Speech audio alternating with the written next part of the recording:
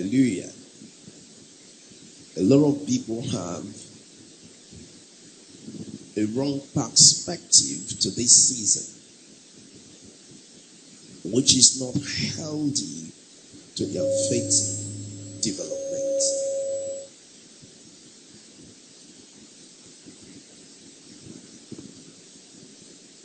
So if we're going to produce better results, we need to celebrate the seasons according to how God wants us to celebrate it.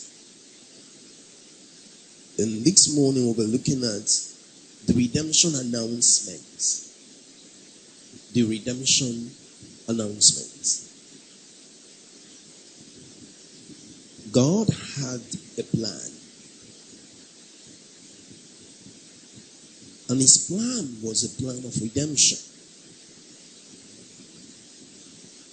The plan to bring out men and women out of a life of darkness and bring them into a life of light. The coming of Jesus was the manifestation of God's divine plan. Man had a problem. It was not God that had a problem. It was man that had a problem. Redemption or no redemption, God is God. But redemption was for man. Redemption was not for God. Redemption was the need of man. And God brought provision for the redemption. And Jesus is God's provision for redemption.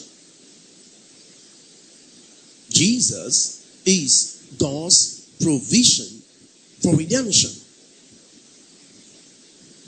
How was God going to solve the problem of man? The problem of sin, the problem of sickness and disease, the problem of oppression. He made a very great announcement in John 3:16. Quickly, let's go to St. John Gospel. We'll read from, okay, let's take it from verse 14. St. John Gospel from 3 verse 14. And as Moses was lifted up the serpent in the wilderness, even so must the Son of Man be lifted up. Even so must what? The Son of Man be lifted up. Who is the Son of Man here? Jesus. So what are we supposed to be doing this season? To be lifting him up according to the will of God.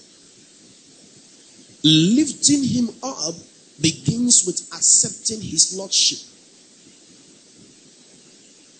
I said lifting him up begins with accepting his lordship.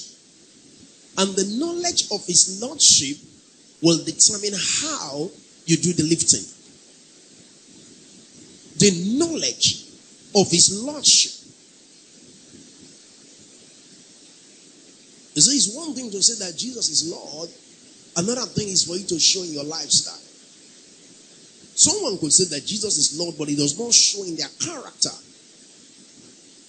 It does not show in their perspective to life and how they respond to the issues of life.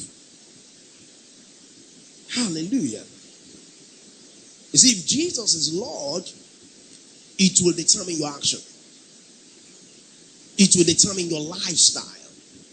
If he's the Lord of your life, you have to do things according to his word. You know, we live in an era where the level of compromise is high. If something is popular and it's done by people who you think that knows God, everybody wants to practice it, but we don't check it out whether it's consistent with truth. Some folks came this morning to invite me for something, and while they were talking, and they mentioned something, and I said to them, hey, if you guys are going that direction, I'm not going to be part of it. You can't say you want to deliver people and broaden a system that is not in line with the finished work of Jesus. Is someone hearing what I'm saying right now? That somebody carrying something, pouring people, and they say it's the blood of Jesus. You can't prove that scripturally. When Jesus died, he died once. Is someone hearing what I'm saying right now? When Jesus died, he died once.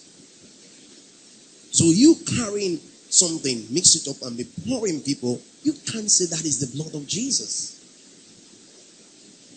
I don't know whether you get what I'm saying right now. You see, but the problem here is when something is popular, it becomes difficult to be questioned.